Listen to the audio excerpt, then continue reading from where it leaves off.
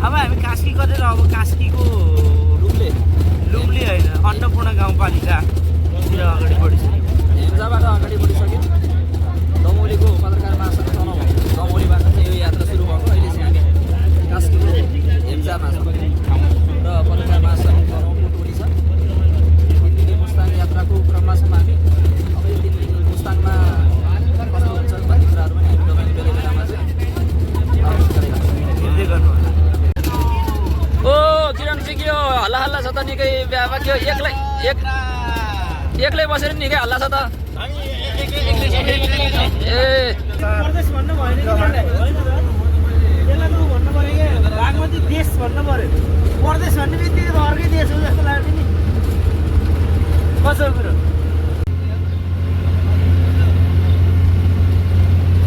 यति बेला हामी अन्नपूर्ण 4 शीतल गुफा भन्ने ठाउँमा आइपुगेका छौँ। अब यहाँ एकछिन नास्ताको लागि रोकियो।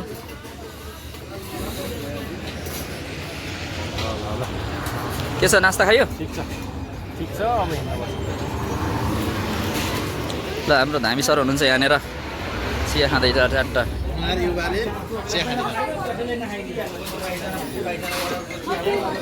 हाम्रो दिदीले रोटी बोकेर हिँड्नुभएको छ। अब यो मुस्ताङ लाने दिदी हो हामी लोमानथाङ जाँदासम्म बिच बाटोमा साथीहरू कसैलाई निकै भोक लागेर छटपटी भयो भने चराङ पुग्दासम्म इमर्जेन्सी पर्छ त्यसैले खाने कुरा ल ठिक छ हस्। अब हो त नि है अहिले अलिअलि खाना खाँदै नपुग्ने हो कि।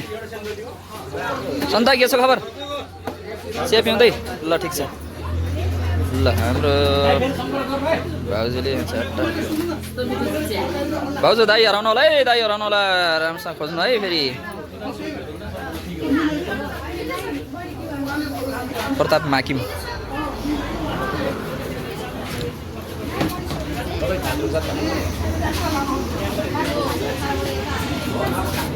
ल साथीहरू यहाँ खाजा खाँदै हुनुहुन्छ। हाम्रो अशोक भाइ पनि यता। अशोक भाइ के हो कताबाट खिर खान मन लाग्यो त नि? होइन म त खाना खाने खै कसैले यसो मचाउनु न यसो हल्लाइदिनु पछाडिबाट। कहाँ रे खानामा आयो म्याग्दीको खाना दाना खाना ए भएन कि म्याग्दीको खानामा आयो म्याग्दीको दाना खाना खाना आएको ए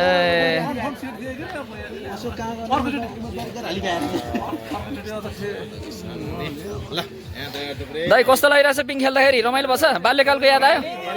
ल गाडीको पिङ खेलेर अब यहाँको पिङ खेल्ने।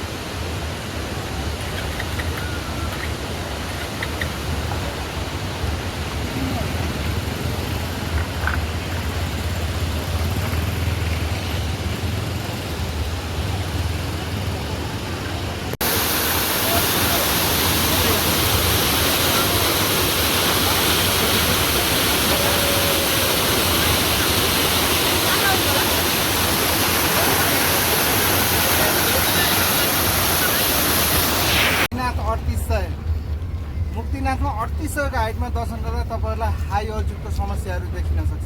हाई अल्टिट्युड अलिक फरक चिज हो। कहिलेकाहीँ सानो गल्तीले ठुलो क्षति बेहोरिन्छ। यसलाई चाहिँ एकदमै ख्याल गर्नु होला। सयौँ सिडी चढेर दर्शन गर्नुपर्ने हुन्छ त्यहाँनिर र सिडीमा चढ्दा बिस्तारै गर्नु होला। नआत्तिनुहोस्, एकदम फुल भएर प्रशस्त रूपमा पानी खानु होला। र हामी धर्म गर्ने भनेर एकदमै भोको बस्छौँ नि त्यसले पनि विकनेस भएपछि झनै त्यहाँनिर हाई अल्टिट्युडको समस्याहरू बढी देखिन सक्छ। यसले गर्दाखेरि सबैभन्दा ख्याल गर्नु। नजिकको स्वास्थ्य चौकी छ त्यहाँनिर तपाईँलाई अक्सिजनको आवश्यकता पनि उपलब्ध छ र कहिलेकाहीँ भने जस्तो सबै कुराहरू उपलब्ध हुँदैन। त्यसले गर्दाखेरि तपाईँको जीवन एकदमै अमूल्य छ। सबभन्दा धेरै ख्याल गर्नु होला।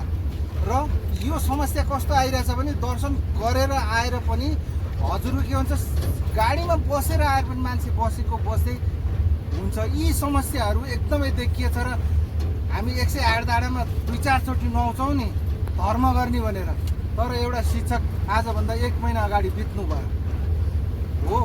त्यसैले गर्दाखेरि एकैपटक नुहाए पनि केही फरक पर्दैन। अनि 2टा कुण्डमा डुबेपछि दर्शन भइहाल्छ। कपडा चेन्ज गरेर दर्शन गर्नु होला। र अब जाँदा जाँदै जति भने पनि हाई अल्टिट्युड एकदम फरक चिज हो। 3800कै हाइटमा गएर देखिन्छ, त्यहाँनिर कसलाई देखिन्छ भन्ने थाहा हुँदैन कि, त्यहीँनिर गएपछि देखिन्छ। त्यसलाई एकदमै ख्याल गर्नु होला। मलाई यो 2 शब्द बोल्ने मौका दिनुभयो, हृदयदेखि धन्यवाद। तपाईँको यात्राहरू शुभ रहोस्। हस्त थ्याङ्क यू, धन्यवाद।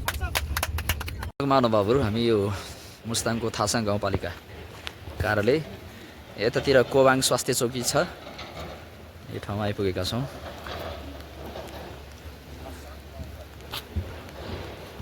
यो चाहिँ लार्जुङ खोला पुल र मौसमले अलि साथ नदिएको जस्तो भइसक्यो। अलिअलि यहाँ पानी परिरहेको छ, रिमझिम रिमझिम। लार्जुङ खोला पुल माथि अग्ला अग्ला डाँडा काँडाहरू छन्। यहाँ पानी परिरहेको छ। अलिकति हिमाल खोल्नुपर्ने मौसमले अलि साथ दिएको छैन, हल्का हल्का पानी परिरहेको छ।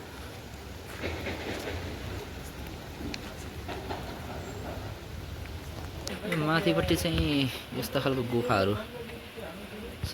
अब यहाँ मान्छेको बसोबास छ कि छैन, माथिल्लो मुस्ताङमा त विभिन्न ठाउँमा यस्तो कुराहरू छ। त्यहाँनिर एउटा झ्याल पनि राखिएको छ। सायद पहिले मान्छेहरू यस्तोमा बसोबास गर्थे भन्ने कुरा सुनिन्छ होइन।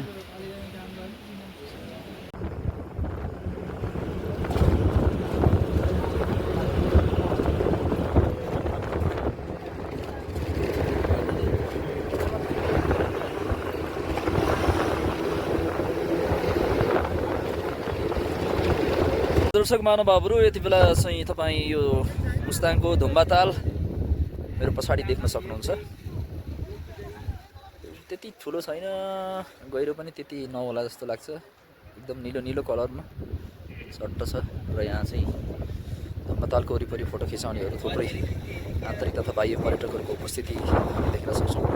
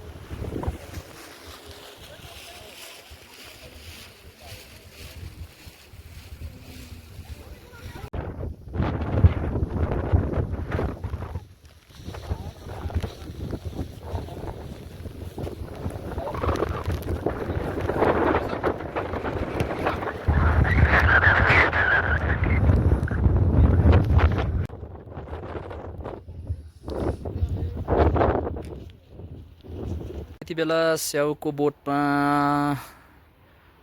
स्याउको बचिला फल चाहिँ बल्ल यत्रो भएको छ। यो लगभग यो असोज भदौ असोजको बेलातिर पाक्छ क्या सायद। कति बाक्लो फलेको छ स्याउ हेर्नुहोस्।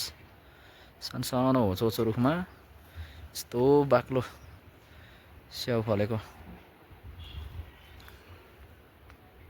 यस्तो बाक्लो फलेको छ स्याउहरू। यो जम्मै स्याउको बोटहरू छ, यति होचो छ, तर पनि कस्तो राम्रो फलिराखेको छ स्याउ। यस्तो के राम्रो स्याउबारी भनेको जस्तो छ।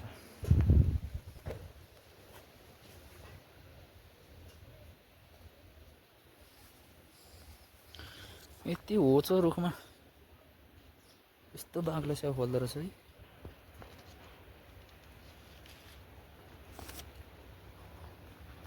यस्तो तल पनि छ कि हाँगर लत्रेको तल, यस्तो बाक्लो स्याउ फलिरहेको छ।